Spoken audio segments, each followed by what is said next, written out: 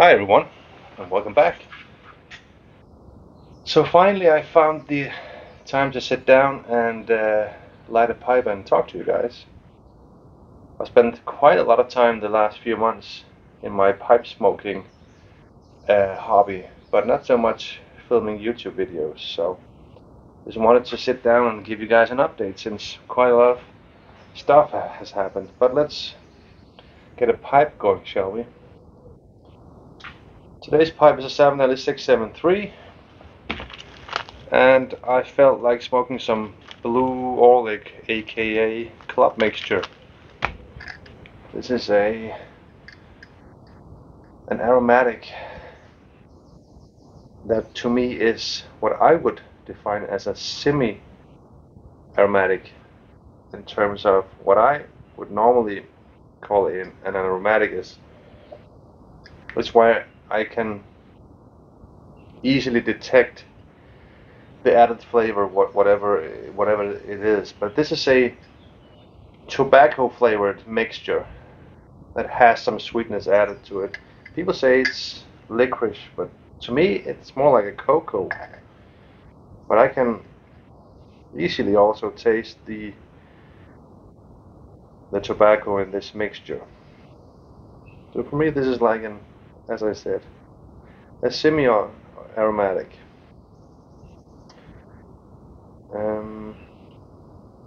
So that's what we're going to be smoking today. And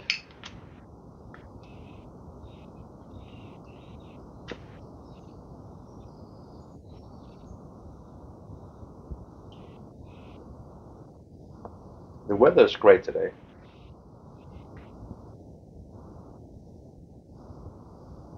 It's the 1st of May. And we have had an April with even temperatures below 0 degrees at night. It rained more or less non-stop.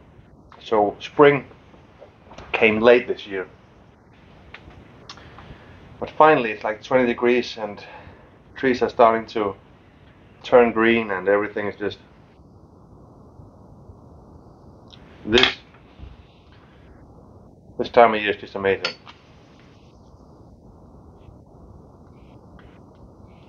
You feel like everything is starting over.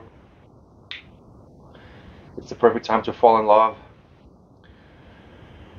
And at work, since I'm a teacher, this is the time of year where we're starting to prepare the young students for the summer exams, and this is just a wonderful time of year. I just really enjoy it. Anyways, so what I've been up to the last 2 months, 3 months actually, as I've mentioned before in the last videos, I've been more or less all in on this estate pipe thing. It came pretty much out of nothing, and it bit me like a bug. And I have probably collected and bought like 400 estate pipes the last 3 months. So that is a lot. And the only way that can be sustainable is that I found out that I also had the interest for renovating these estate pipes, and I recently started reselling those that I don't just want to collect. So there's like two things going on here. I enjoy collecting pipes, and I, during the last few months, figured out what pipes that interest me personally, that I just want to hang on to and renovate and just keep for a very long time. And for me that is 7LE pipes first of all, since I enjoy smoking those myself. And then of course Danish estate pipes, since that is has a huge Danish estate pipes is a huge thing on the estate pipe market. But so there's a lot of handmade estate Danish pipes from specific Danish pipe makers that I hang on to. And as the only factory-made quality pipe from Denmark that interests me is the Stanwell pipe. And the Stanwell pipes recently increased in value, since even the people that don't know anything about pipes can just make a quick Google search and figure out that the value of these pipes is very known at this point. So you cannot get them for as cheap as you could for just a few years ago, where you could get them pretty much for nothing. So a lot of guys are searching for the Stanwell pipes in Denmark.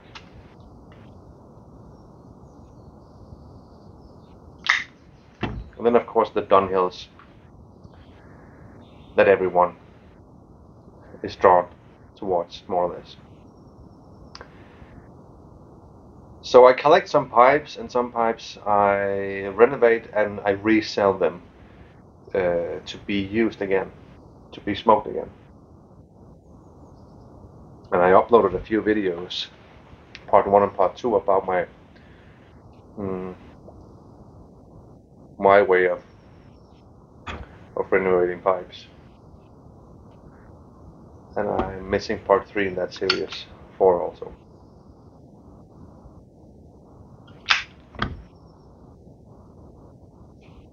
So, Danish pipe in particular. And the funny story is that doing this process, I stumbled across a Danish pipe maker that was actually from my own hometown, here in the southern part of Denmark. And his very Danish name is called Børge Mortensen. And he was also just called Mortensen from his last name.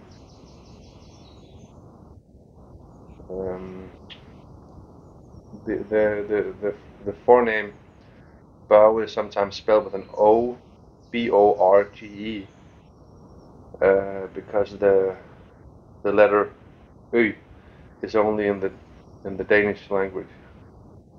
Anyways, he was selling pipes from my hometown here, where I am. And of course I had some, well, not of course, but that just had a personal appeal to me, since this is where I'm living. So I wanted to research about him, and I visited where his pipe shop was back in the day, and he's dead today. He passed. So, but I have had the luck and the funny experience to seek out his pipes, and since I'm in that part of the country where he was selling his pipes, I guess I've had quite some luck finding some of his estate pipes. So I think I've gathered around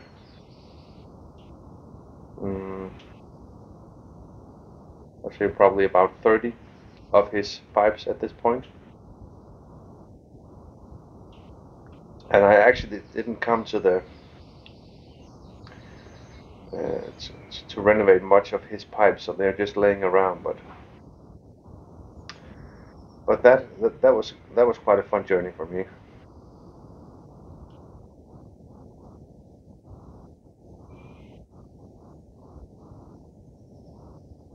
I've spent quite a lot of money just buying, and I know more or less now the value of different pipes, and my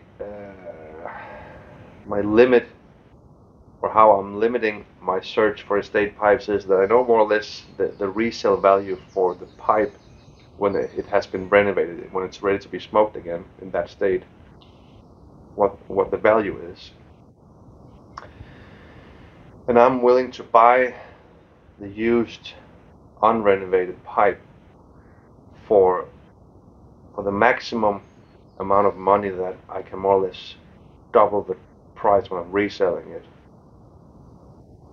because you can get stuck in there where you just buy everything. There's so much to find. And if you also have, you end up with so many pipes that you can only renovate one at a time. It's not like it's a factory that you are running, and it's not a hobby where there's much money to be made. Actually, there is, but you can end up in the situation where you have 1,000 pipes laying around, and you can probably renovate one day. Where you also have a day-to-day job and a family and whatnot, and it's not a full-time thing. So you also at some point need to consider how much you have in stock, so to speak, that you cannot really work your way through it. So when you realize that in the beginning you're just trying to find pipes that are worth renovating, and all of a sudden you have so many, and you start narrowing down what you're willing to buy, because some stuff that I was buying in the beginning I would probably not even care for at this point. So you get a feel for finding the very good deals, and where I'm kind of skipping the junk at this point. That's the point I'm trying to make.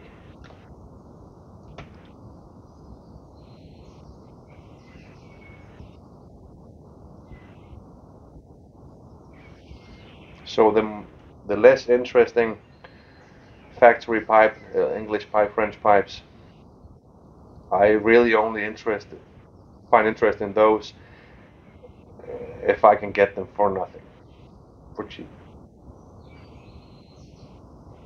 The pipes that I'm willing to spend money on is, as I mentioned before, is the Danish handmade pipes. It's the Savinelli pipes. It's the Stanwell pipes, and the Dunhill pipes, and those.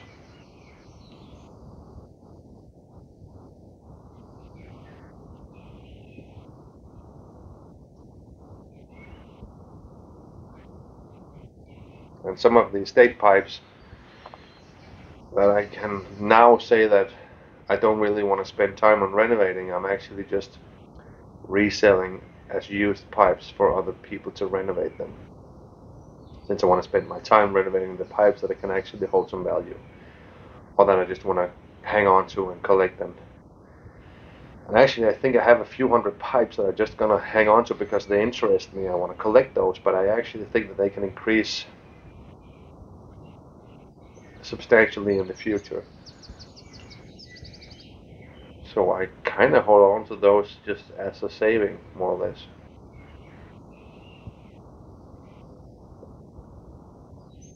I think I actually spend around $3,000 on estate pipes at this point.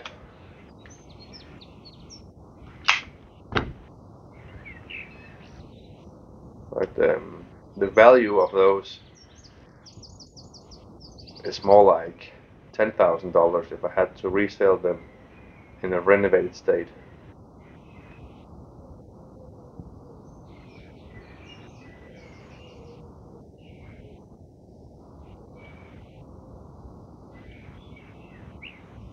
So I spend a lot of time on that lately, and that's been a blast.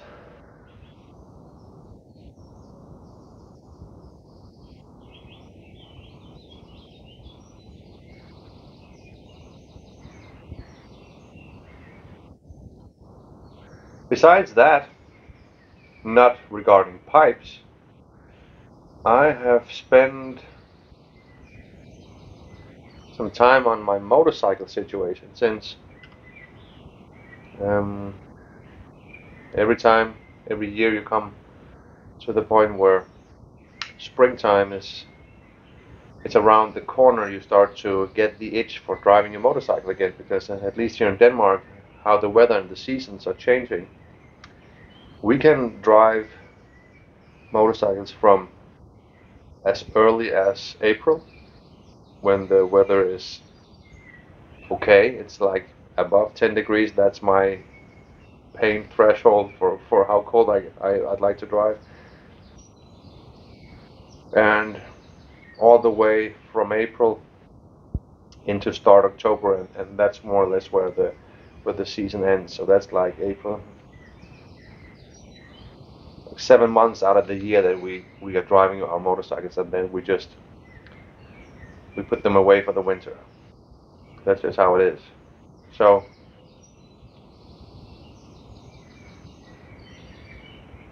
I have my custom made Marauder Suzuki. That's my main motorcycle. It's custom made. And then last year I wanted a race bike, so I bought a Kawasaki CX6R 600. And I drove that a lot last year. But I finally came to the conclusion that I don't want to have two bikes. I would rather have my money invested in one bike, and to have that bike being a bigger one and a more expensive one, instead of having my money spread out into two bikes. I can only drive one at a time, and you spend the money on insurance and everything. And bikes are not cheap in Denmark. We have so much tax on those. So 2 weeks ago I just sold my Kawasaki Ninja. I actually made a little bit of money on that, luckily. I sold it for more than I bought it for. So that was a good situation. And right now I'm negotiating with the company that custom made my Marauder 800. And he built a Suzuki 1500 from around 2000s, completely custom made, repainted, custom rear wheel and everything. So right now it's just about if we can agree on the price, and I'm gonna turn in my old motorcycle for this one, and plus the money that I got from my Kawasaki, and unfortunately some money on top. So I'm also putting some more money into this. But it's just an amazing time where you get to ride your motorcycle again in the springtime, and that's just so amazing.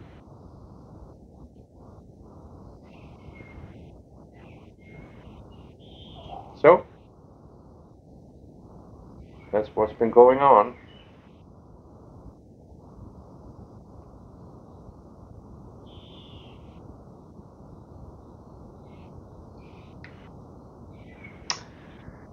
So I hope that I get to take you with me in some renovating projects, pipes wise, and show you what I'm working on and where my collection is at. I'll probably make a video about that.